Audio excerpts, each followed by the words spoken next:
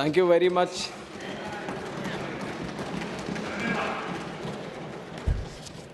Thank you very much, sir, for giving me the opportunity. And in fact, I would like to start by giving my thanks to all the speakers who have participated in this important bill. And right from Syed Nasir Hussain ji, Raghav Chadda ji, Shambhu Patel ji, Sagarika Ghose ji, Kanimoy ji, Ghanshyam Tiwari ji, Ramji Lal Suman ji, Niranjan Reddy ji, Shri Brijlal ji, Sulata Dev ji, HD, former Prime Minister who is also here, HD Devegowda ji, Fauzia Khan ji, Santosh Kumar ji, Bhim Singh ji, Haris Biran ji, Geeta Chandra Prabha ji, A. Rahim ji, Parmal Salam Singh ji, Mission Ranjan Das ji, Ramchandra Jangra ji, Ajit Madhavrao ji, Priyanka Chaturvedi ji, and Sushmita Dev ji. And I thank each and everyone who has heartfully participated in this debate. And through this debate, many suggestions which are very, very important for us as a ministry to know. Some of the feedback is very, very important for us to know that has come through all the speakers. And some have maybe crossed the line a little bit and used this debate for their own political purposes. I would not delve too deep into that because that is something the opposition, it has a right to do it and it keeps doing it all the time. But I'll keep the debate very positive and I'd like to comment on all the important suggestions that have come in. And I would like to start also by addressing the elephant in the room, which is about the name of the act, Bharatiya Vayuyan Vidheyak. I also understand that it might be a little difficult thing to pronounce for a lot of people. गले में अटकता होगा ये, पर कोई शर्मिंदा की बात नहीं है इसमें. कोई ये ऐसे वो शर्मिंदा होने की कोई बात नहीं है. This is something you have to know the intention with which the government has put this name. That is ये है कि भारत की जो विरासत है, संस्कृति है, जो पहचान है, उसको दिखाने की, दर्शाने की एक प्रयत्न ये 3 वर्ड अभी रखने की है. इसमें कोई कॉन्स्टिट्यूशनल वायलेशन कहीं पे भी नहीं है. जो भी आर्टिकल्स मेंशन किए गए हैं, उसका कोई भी कहीं पे भी उसका ऑपोजिशन या कुछ किया नहीं है. One of them is Article 348(1) has been mentioned, which is about the authoritative text. That is definitely in English, it is there. And also the bill is, it's been mentioned about Article 120, but that also there is no violation about it. And the official language act also, it is in accordance with it. So there is no point of constitution, but there might be a feeling that something has been imposed. And I also am a very proud Telugu person. I speak Telugu language, I write Telugu language, and I am proud of my culture and my upbringing. So you might be questioning, you are a Telugu person, how can you allow this kind of this thing?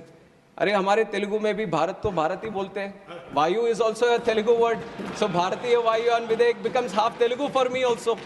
So it is a mixture of all the languages here. It is like everyone coming together, we want to this thing. With the colonialization, there has been a small cocoon that has been developed. And it is, let me reply, sir, I have carefully listened to each and every one. No matter what the allegation is, whatever the suggestion is, I have listened to each and every one, and I'll address the chair. So when this whole colonialization happened, we were created like a cocoon. Now, under the leadership of Honorable Prime Minister Narendra Modi ji, we want to break that cocoon and bring the butterfly out and show the colors of true India, and that is what we are doing here. And this name is a small indication towards it. The text is there in English, so there shouldn't be any problem for any English-speaking person to in fact get afraid that there are 3 words here. कभी तो अभी लगेगा कि Copernicus lane है यहाँ पे, किसी के गली में अटकता है तो बदल दे क्या उसको? कॉपरनिकस लेन तो है ही. And my name is Kinjarapu Rammohan Naidu. And when some people say Kinjarapu, there might be some problem with them. They can't pronounce it the way I pronounce it. But that doesn't mean that I'll change my name so that it becomes easier for them. ये तो मेरी पहचान है. और उसी तरह अभी शायद ये 2 बार बोलने से 3 बार बोलने से थोड़ा मुश्किल होता होगा. But India has gotten used to so many things, sir. I think they will get used to this one also. Bharatiya Vayuyan Vidheyak is just to create the identity of the languages. On top of that I've seen, you are mentioning about other languages also. I was not understanding why Hindi was brought in. Vayuyan is also a Sanskrit word, in fact. And if you really want to appreciate the languages, the culture of this country, I would like the opposition to also appreciate that on 3rd October of this year, the cabinet has made 5 languages as classical languages, which are Marathi, Assamese, Bengali, Pali, and Prakrit. If you really love the languages, you should appreciate the decision of the government and how much this NDA government protects and promotes the languages of India. We recently celebrated the Constitution Day also, and on that day, we have proudly released the Constitution not only in English and Hindi, but we have done it in Sanskrit and Maithili also. So you see that there is a whole conscious effort that all the languages should be given their importance, all the languages should be protected, and all the languages should be promoted. I think this is one point that I wanted to make regarding the language debate that has been going on, sir. And on top of that, Udan. I have already given the numbers during my opening speech also on how the numbers have doubled, in fact, from 2014 to 2024. Now we have gone through the numbers. We have seen all the airports coming up. We have seen the lot of passenger traffic being increased. Sometimes when we go through it, when it becomes a normality, we kind of feel that it's just a regular thing that has been happening. But if you have to compare it with the other developing countries or developed countries, then you would see that how doubling a number in 10 years is very, very difficult, sir. And that is something which has been a challenge for India also. And that challenge has been successfully addressed, and we have doubled the number of airports, doubled the number of passenger traffic that we have, and doubled the number of aircraft fleet. But for us, I can proudly say, under the leadership of Modi ji, aviation is not just looked upon as how many. I also agree to a certain point that it's not about just the numbers. Numbers I'm giving to show you a picture on how much progress we have made. But if you look at the true sense on why we want to promote aviation, why we want to make it one of the best sectors in the country, in the whole world, because when we talk about aviation, we talk about tourism. When we talk about aviation, we talk about economic activity. When we talk about aviation, we talk about real estate growth. We talk about job creation. When we talk about aviation, we talk about industry. When we talk about aviation, we talk about commerce. We talk about trade. And we talk about aviation, we talk about culture. And when we talk about aviation, we talk about agriculture also. And that is why aviation is a very important nodal sector that needs to be given that push. And with this idea, I'll get some water, sir. Please. And it is with this idea that the whole aviation sector has been thoroughly, deeply understood on what the true potential India can have. And we have seen that there are multiple gaps also. Now 90,000 crores capex has been put into the infrastructure to create the infrastructure in airport infrastructure. But creating infrastructure, that itself is one challenge. And when I took the charge as a minister for this aviation, sir, I have promised the people of this country that, ma'am, thank you. Thank you. She has always been so caring, sir. Like a mother, always. Thank you, ma'am. So, when we look deep, it is not about just creating the infrastructure, but it is about connecting them also. Now, you can spend a lot of money, you can create the infrastructure, you can create more airports, but the ultimate challenge, thank you.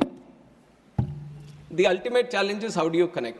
And that is where, bringing in all the aspects of the government, we created the Udan scheme, which is Uday Desh Ka Aam Nagrik. Through the Udan scheme, the challenge of these airlines, because it is a market-driven industry, where they feel there might be a non-viability in running a route, the government has taken the responsibility a little bit on himself, and it has said that why don't we provide the viability gap funding? It was the first time that it has been done at such a large scale. And through the Udan scheme, now we have started 609 routes in the country in just 8 years span of time. Nowhere in the world you would have seen such a scheme, which has been run by the government itself, so that the non-viable routes, the airlines can come and start the routes and facilitating the routes. And we have operationalized 86 airports under Udan. And out of these 86 airports, 20 were underserved, but 66 airports were totally unserved. What I mean by unserved is that not a single flight was going to these airports. But that was a challenge the government has taken up. Now we have constructed the airports, but we have to start the airline connectivity also. And through the Udan scheme, we have given the viability gap funding, and we were able to run all these airports. We were giving them those connections, which was very, very required for the people of that state or of that region or of the airport. And we have operationalized 86. And we can proudly say that Udan has been a real success story of the Indian aviation, which are showcasing to the whole world under the leadership of Narendra Modi ji.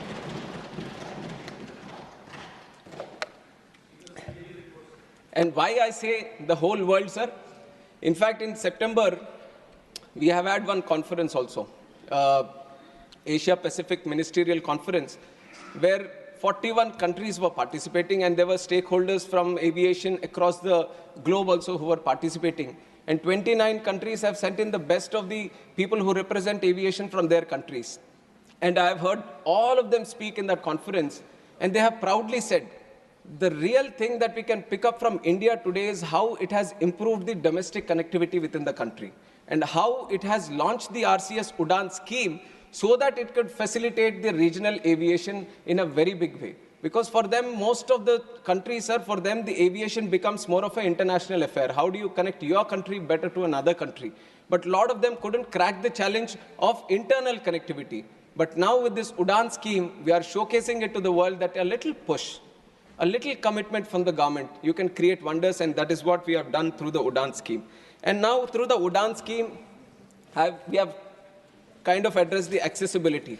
Now the other thing that I mentioned after taking charge as a minister was that I want to bring in affordability also. And I understand all the concerns that each and every member has raised regarding the airfares. I am also a citizen of this country, and I was also a member, and before member, I was also a passenger. So I know one of the challenges that the people of this country face when they're traveling, and I understand the true spirit in which people would have spoken about the airfares also. But you have to understand that airfares regulation is, this debate has been there for quite some time, sir, and internationally also the process that they follow is they keep the aviation air ticket mechanism as a very deregulated sector, because that is how the whole sector moves forward. That is how there is a win-win situation for everyone. The market plays its game, and everyone gets facilitated in the process, and this is an international procedure. Nowhere in the world, any country has been regulating the air prices and seeing a progress in aviation. Everyone has a very deregularized sector only. And in fact, in our country also, at one point of time, there was a regulation on the airfares through the Air Corporations Act. Now, when was this Air Corporations Act taken out? It was in the year 1994 that the then government, that the then leaders thought, if the aviation needs a real push, then we have to deregulate, and that is when the deregulation happened. In 1994, the Air Corporations Act was taken away, in which it was mentioned that air caps need to be capped. So after that, it has been a free market. It has been a market with a dynamic airfare mechanism happening. And now, if you see, I have another report also, because many reports have mentioned, and we have done, I have also been thoroughly studying on the airfare mechanism. And we within the ministry, I would like to tell the whole house and the people of this country that from the ministry, we also monitor the prices. We have a tariff monitoring unit under our DGCA, which thoroughly looks after each and every fare that is happening in the country. And there is a liability on the airlines also. Before they decide on a price for a certain route or for a certain sector, they have to send it to us in the DGCA. Now, there was a circular before in 2010, when this price mechanism had to be sent to the ministry, and they were given a 1-month time period. That if for the next month, what are you going to charge? On the first day of this month, you have to tell the ministry itself that how much you are going to charge for, okay, so many seats in this bucket, so many seats in this bucket. It is a mechanism that they follow. But in that very circular, which was released in 2010, there was also a condition saying that within 24 hours, you can change the prices again. That seemed to be a little bit favoring to the airlines, or favoring to dynamically change at a much faster pace. Now, we in this government, we are committed to bring the affordability factor. Now we wanted to see how best we can do. So we are removing that clause. We are just keeping it for 1 month. So whatever fare is there, within 1 month, they have to address it to us. And we feel this kind of mechanism is going to address a little bit about the irregularities that we see in the airfares. Now, airfares, many of the members have spoken. And also one other thing I have to mention is that when the airfares, the biggest chunk of the airfare goes to the fuel price. And for the fuel price, I don't know how many people know or not, but these are the fuel prices, the taxes on that. The VAT on the fuel price is being decided by the states itself. And we, from the ministry, proactively trying to address this air price issue, we have constantly written to all the states, and some states have obliged. Some states realize that even if we reduce the VAT, some have done it to the 1% also, and they've kept it below 4%. And when they have done this, it is ultimately going to, even if they lose a little bit of revenue from this taxing, they're ultimately going to promote the aviation. So it is going to be a win-win situation and a lot of people done. But West Bengal, Delhi, these are states, Tamil Nadu, these are states which carry very high VAT percentage. So people from these states who would have raised about this air prices issue, I would once again make a very proactive approach to all of you that you speak to the state governments there. And if you can get the VAT reduced in that, that is going to reduce the price, because 45% of the price of the ticket is because of the fuel prices. So if you cut down on the VAT there, then definitely it is going to bring down the prices furthermore. So that is one request that I would want to make to all the MPs who represent the states, and they could speak to the state governments. And like I've said, the tariff monitoring unit is there. One key observation that we have found about this 24 hours, we want to change, we want to move into that direction. And we are comparing all the air prices of last year, previous year, because we also want to find a trend. Now, air prices, because it is a market-oriented system, whenever you see a festival, or whenever you see some kind of huge event happening in a certain region, or whenever there seems to be a huge inflow and outflow of passengers because of some activity that is happening there, then definitely the market seems to push it, the demand increases, and suddenly because of the demand, the prices also try to creep up. So we have tried to observe, because in Lok Sabha, when I was presenting this bill, this issue has been flagged over there also. And in fact, our Honorable Speaker of the House, he has also mentioned and suggested that we should speak with the airlines and do it. And we have done that also in the month of August. We have sat down with the airlines. We have sensitized them about this problem, that this is not a government problem or anything, this is a people's problem.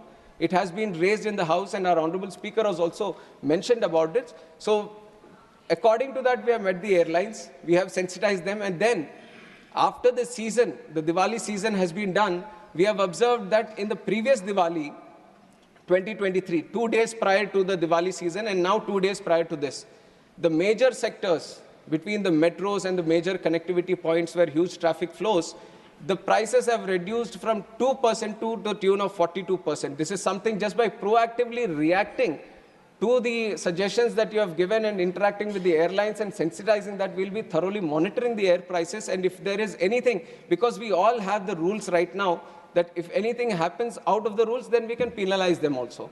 So we are making the tariff monitoring unit system more and more robust, so that they can't act according to their whims and fancies and they feel like they're in a closed room and they can do whatever they want. We are keeping a watchful eye on them, and we are moving one step at a time. And we want to ensure that जो हवाई चप्पल से हवाई जहाज का सफ़र जो है, वो अभी तक आधा तो सच हो गया है, और पूरी तरह से इसमें और लोगों को शामिल करने का जो ये है, वो आगे करते रहेंगे, और ये हमारे वादा है सरकार की तरफ से.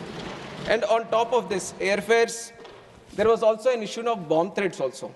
And if you look at the bomb threats, it was during a specific period. There were multiple instances before also, once in a while these were happening. But from 10th October to 24th November, there was sudden surge and so many threats happening on the social media, especially on Twitter, and some were through calls and all. So first thing I want to tell the House is that for us as a ministry, safety and security is the topmost priority. Now the threat can be a hoax threat or it can be a fake threat. But for us, once a threat is received, we have to follow the protocol, because we can't put any life at risk just based on assumptions or based on what we think the threat could be. So in that time, we have increased the security, overall surveillance, overall security measures that we need to take. On one step we have improved.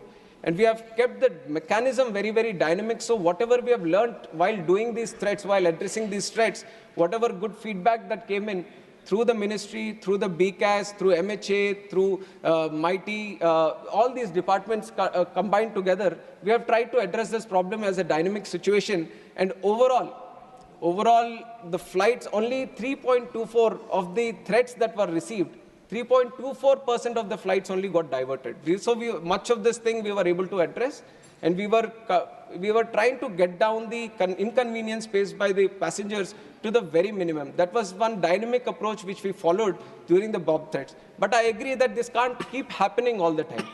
Now they can't keep taking advantage of this situation that we are going to check each and every plane whenever a threat is received, and they can't do all these hoax threats, because all the threats we received were hoax threats. We thoroughly followed the process, and nowhere we found that there was any real threat. But as we move forward, we understand that this couldn't follow, so we are making some legislative changes also on this.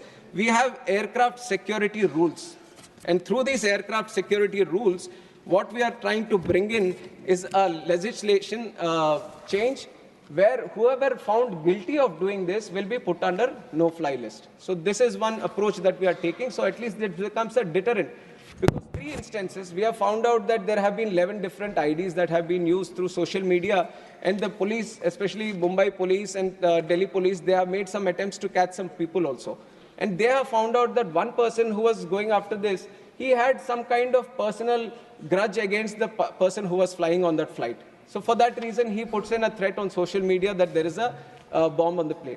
So with these kind of using it for very petty pranking styles, or just not understanding the whole seriousness about the air travel and the security that we follow, we don't want people to step into that direction of using the aviation sector as doing for these pranks. So to put a deterrent, we are changing the aircraft security rules and making the no-fly list for these people who do these kind of activities. And also there is another act. Now people have mentioned, why don't you put it in this act also?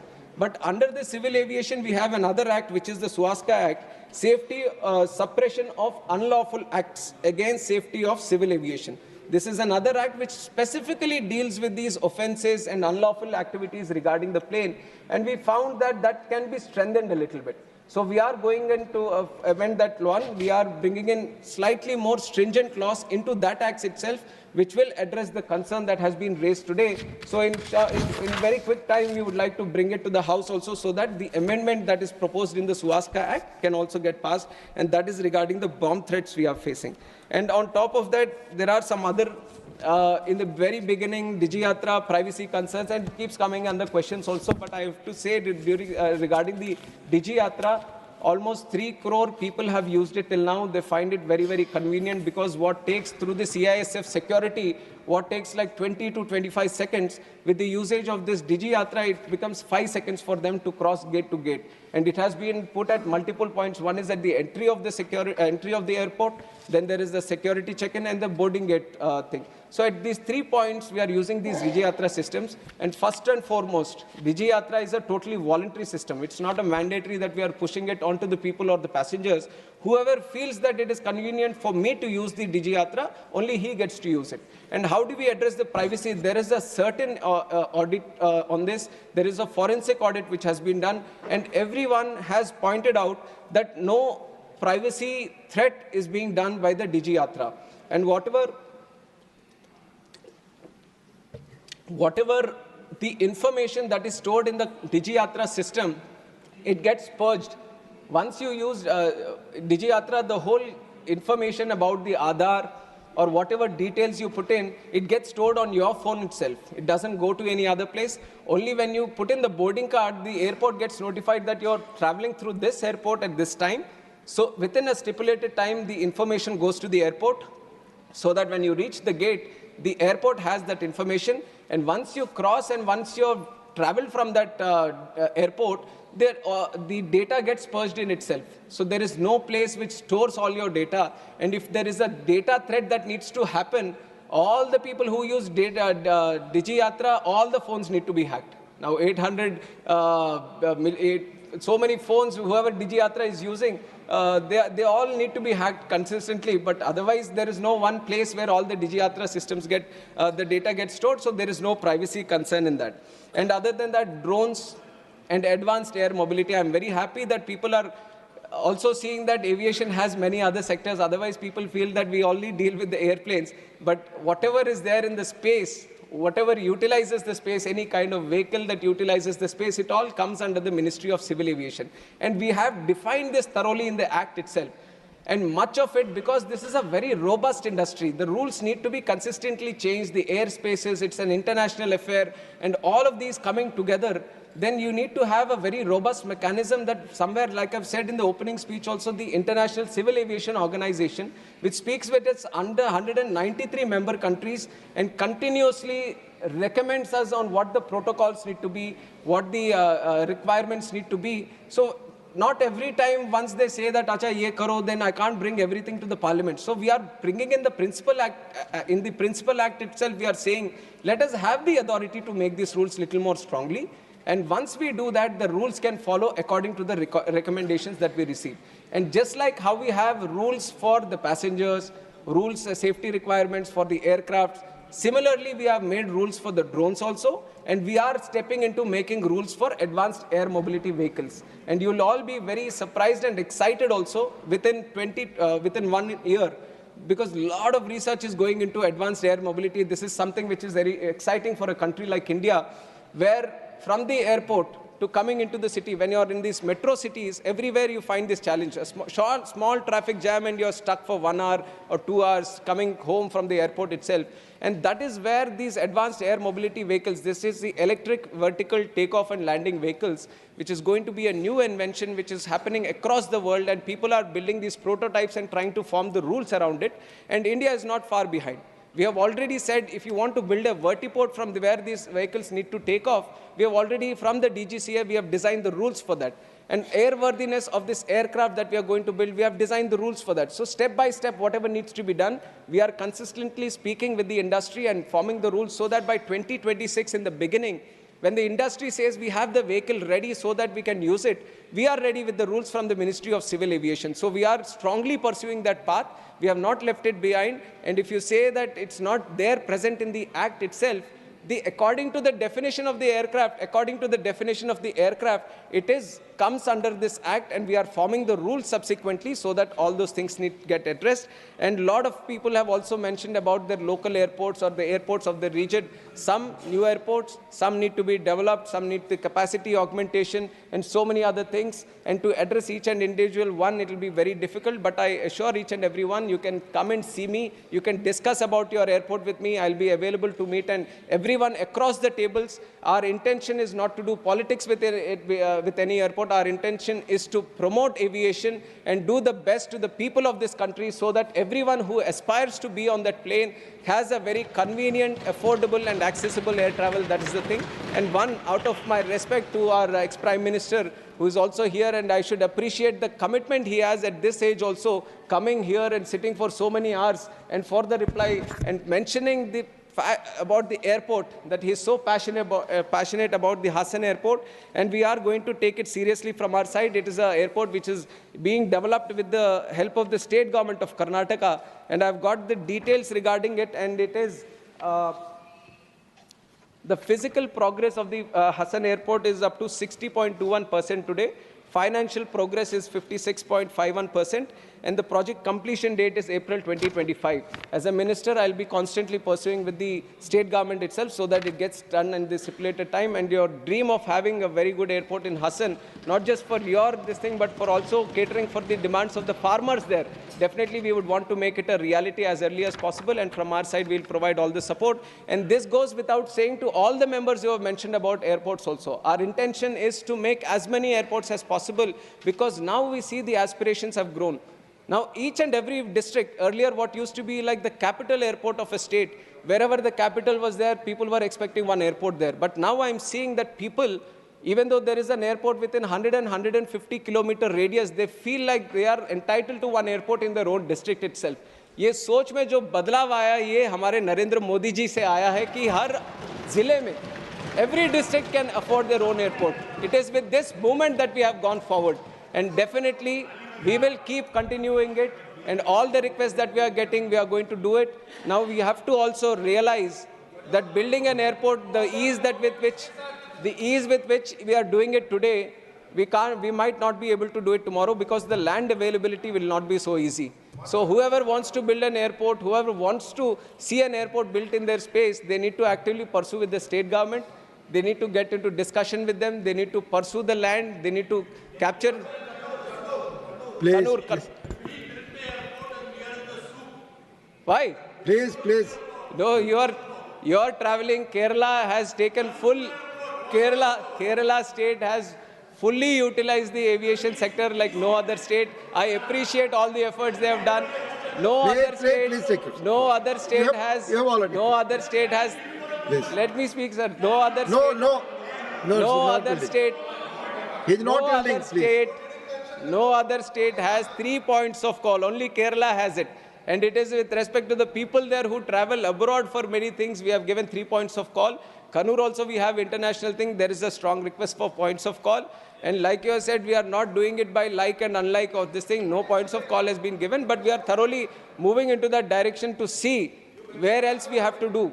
Where else we have to do points of call. And definitely Kannur is a very important airport for us also. Whatever best needs to be done there, we will provide all the support based on what the state government is asking and the people's demands also. Definitely we will do the best from our side also so that the aspirations of the people there are met. I know it is a very important demand, Dr. but we have to collectively, No point we have to collectively look at all these things, sir. And overall, there are these kind of demands originating from other states also, and looking at the country as a whole.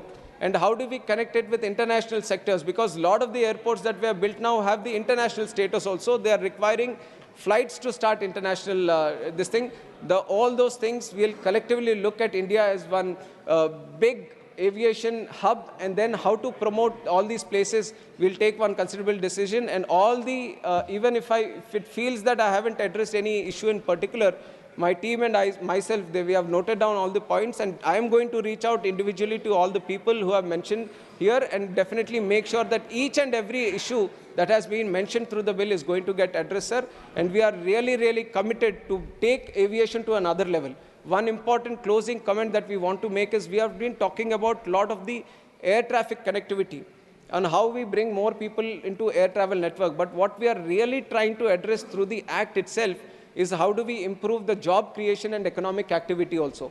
The multiplier effect that we have in this is 1 rupee spent creates 3 rupees of economic activity. One job that we create in aviation creates up to 6 to 15 times jobs in the direct and indirect sector in aviation. That is the potential we have. And how do we tap into it? We create India as a state of design. We create India as a state of maintenance, as a state of manufacture. Once we get these terms flowing, once you get that mindset flowing, we will become the country where we can produce our own aircraft, not only for the domestic demands of the country, but we promote it so that people, other countries also come to us and buy